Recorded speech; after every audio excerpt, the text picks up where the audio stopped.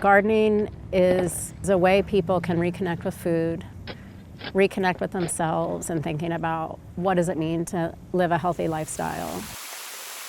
We've been doing research in Denver on community gardens for the past 15 years. We've wanted to know how gardens affect populations from a health perspective, from a social perspective, from a mental health perspective. Gardens really were associated with social benefits like bringing people together, creating cohesion and community. People need green space.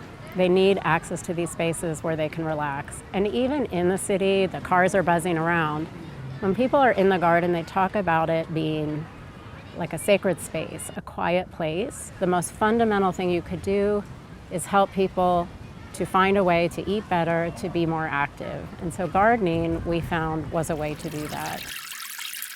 We saw changes in nutrition, we saw changes in physical activity, and we saw changes in stress and anxiety.